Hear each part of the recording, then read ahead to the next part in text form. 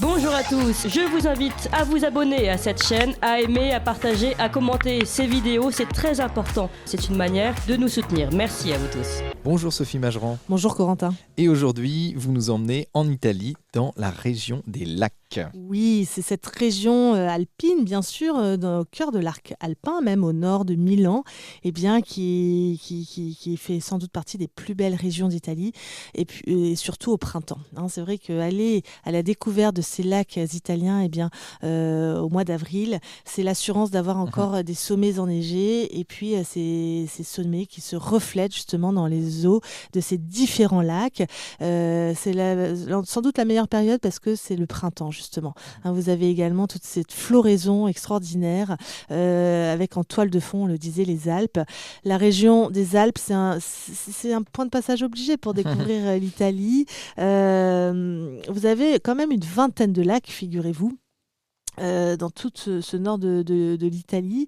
Seuls trois d'entre eux, sont véritablement célèbres. Lac majeur, vous allez m'aider, le lac de Côme, mais aussi le lac de Garde. Alors, on découvrira à l'occasion de ce voyage que vous pouvez retrouver sur notre site internet www.odeia.fr, ce voyage qui aura lieu du 12 au 17 avril. Et vous découvrirez également le lac d'Orta, qui est magnifique. Alors, je vais vous dire un petit peu ce que Stendhal disait lui-même du lac de Côme en 1829. Que dire du lac de Côme, disait-il, sinon plaindre les gens qui n'en sont pas fous. Et c'est vrai que c'est très très beau, une très très belle région. Oui, tout à fait. Et donc, vous naviguez comme ça d'île en île et de lac en lac, donc à la découverte donc, de tous ces joyaux italiens. Et donc, quel est le programme de ce voyage ? Donc, évidemment, vous arrivez à l'aéroport de Milan. Voilà, c'est Milan qui est la ville la plus proche et l'aéroport le plus proche pour un départ de Paris. D'ailleurs, j'en profite, tenez, parce qu'on n'en parle jamais finalement. Tous nos départs d'Odeia se font de Paris, bien sûr. Néanmoins, si certains veulent partir de Lyon, de Bordeaux, de Toulouse ou de Nice, sur demande, bien sûr, on peut, et si c'est possible, les faire partir de ces villes ou même de l'étranger pour nos amis suisses ou belges. Parce que de Lyon, c'est à 4h30, voilà, c'est tout proche. Ou en train même. Donc on est très souple, on est très souple et on répondra à vos demandes avec grand, grand plaisir. En tout cas, on atterrit à Milan, effectivement, qu'on va visiter parce que c'est un point de passage obligé, qu'on connaît assez mal finalement, Milan. Certes, nous passerons par le Duomo, qui est l'une des plus grandes églises du monde, figurez-vous, en tout cas dans ce style gothique éclatant. On est impressionné par ses dimensions et ce qui est très étonnant aussi, quand on pénètre à l'intérieur, on est impressionné par la sobriété de l'intérieur tout en contraste avec l'exubérance finalement gothique de l'extérieur. Alors ce qui est intéressant, c'est que la crypte de la cathédrale du Duomo de Milan conserve la châsse d'un certain Saint Charles Borromée et dont on reparlera parce que Saint Charles Borromée il y a une île Borromée, justement, dans l'un des lacs. Vous visiterez, chers amis, si vous participez à ce voyage, le château des Sforza, cette ancienne résidence des ducs de Milan qui est transformée en musée. Et on y verra deux des plus importantes créations artistiques et techniques de Léonard de Vinci, une grande fresque, mais également un codice, un ouvrage consacré à l'architecture militaire et religieuse. Codice, c'est-à-dire un code, un livre, disons, un travail. Voilà. D'accord. Alors, le soir même, nous prendrons la direction d'Orta, ce premier lac qui est sans doute le plus méconnu, mais qui est véritablement l'un des joyaux parmi les lacs de Lombardie, puisque nous sommes dans la région lombarde. Alors, le deuxième jour, nous profiterons d'une promenade en bateau jusqu'à l'île de San Giulio où se trouve une basilique qui conserve les reliques d'un saint de San Giulio et de magnifiques fresques également du XIVe et XVIe siècle. Alors ensuite, nous prendrons vous voyez, donc un peu de navigation, un petit peu de route. C'est très équilibré, c'est un très très beau programme. L'après-midi, on prend la direction déjà du lac Majeur. C'est sans doute le plus majestueux de tous, que ce lac Majeur, bien sûr. Alors vous avez des villas Belle Époque qui se succèdent sur ces rives, qui sont un véritable enchantement, d'où l'intérêt aussi de prendre le temps de regarder. Pas question de faire la sieste, en tout cas si on fait la sieste pendant les transferts, il faut garder un œil ouvert. Et on aperçoit de loin ces fameuses îles Borromée dont on parlait, qui sont liées à ce fameux Saint-Charles-Borromée. Et puis toujours les sommets enneigés des Alpes. C'était véritablement un enchantement. Alors, nous visiterons là la Villa Pallavicino, qui est un parc extraordinaire. C'est une résidence néoclassique, mais ce qui est intéressant, c'est cette visite extérieure. La ville, souvenez-vous, ce sont ces palais à la campagne. Eh bien, effectivement, la villa se trouve au milieu d'un parc de 18 hectares où vous avez une très belle flore, mais également une faune intéressante. Alors, le lendemain, le jour 3, nous partirons en excursion en bateau privé. Alors, je ne serai pas du voyage, c'est un voyage qui sera accompagné par Virginie Foutel, que vous connaissez bien. Mais en tout cas, excursion en bateau privé aux îles Borromée. Nous nous arrêterons à l'île Bella avec son fabuleux palais des princes, justement, Borromée. Saint-Charles-Borromée, c'est ce grand saint du XVIe siècle de l'Église catholique, mais qui faisait partie d'une descendance et d'une grande lignée de princes, cette famille Borromée. Alors, le palais baroque est entouré d'un parc en terrasse orné de fontaines, de statues, de grottes artificielles, de plantes rares. Et le lieu, en fait, même l'île entière, a une forme de bateau, de navire. C'est très étonnant. Et le palais, finalement, se trouve à la proue, tandis que les jardins se trouvent à la poupe. D'accord. Qu'est-ce que ça veut dire pour nos auditeurs? Eh bien, vous avez vraiment cette forme de palais, ce palais, cette villa qui est posée sur le lac et qui a une forme de bateau, que c'est une île. Pardonnez-moi si je n'ai pas été claire. Alors, bien sûr, on se promènera dans le jardin. On n'est pas sur le bateau, mais sur une île.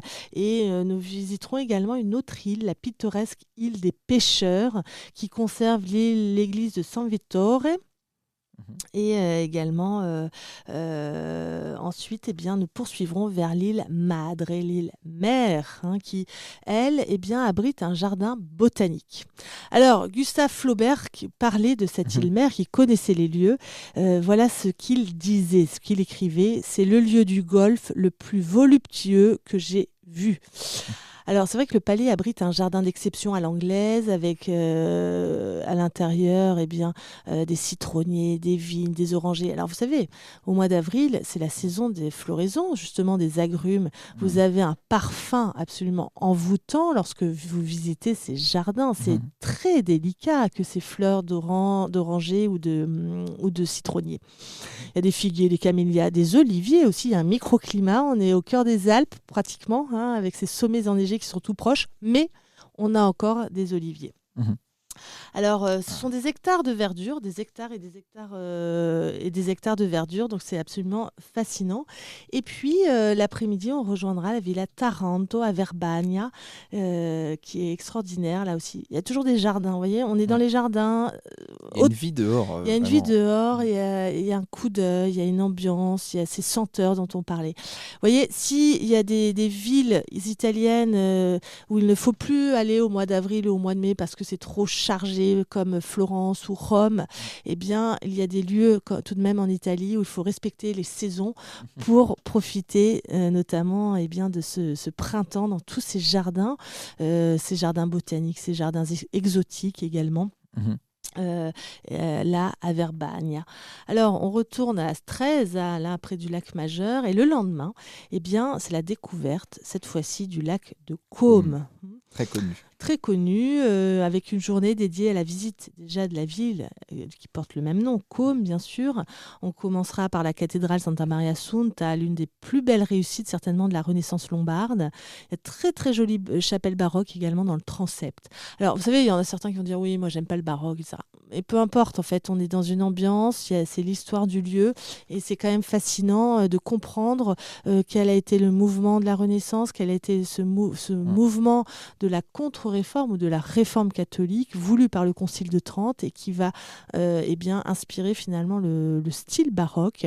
Baroque, c'est ce style qui va naître après le Concile de Trente pour essayer de garder dans le giron de l'Église catholique les fidèles, justement.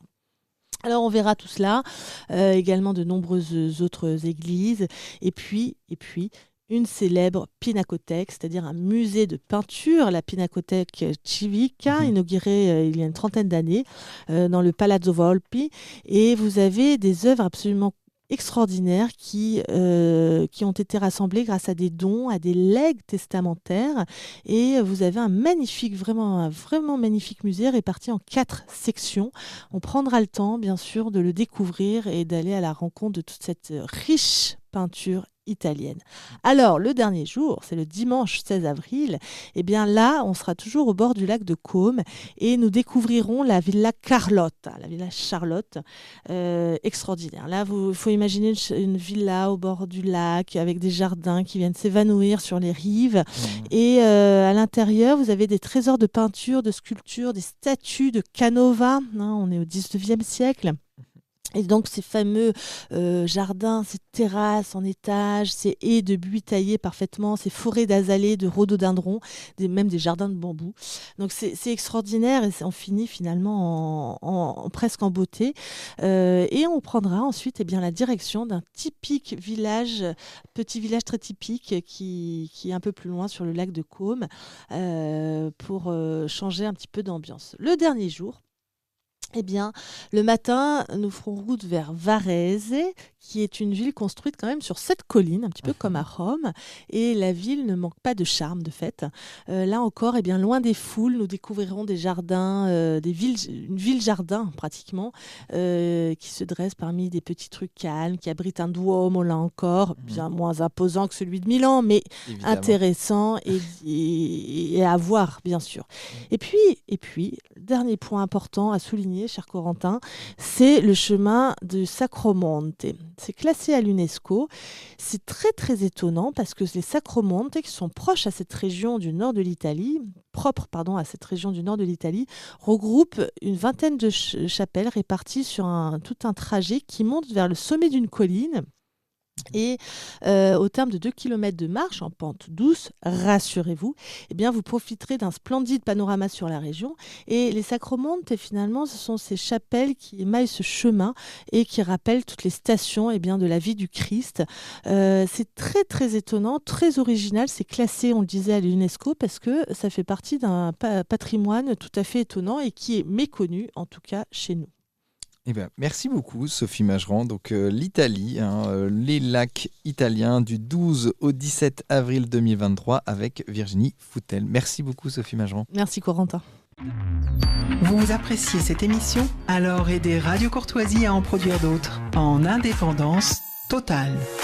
Rendez-vous sur soutenir.radiocourtoisie.fr. Merci d'avance.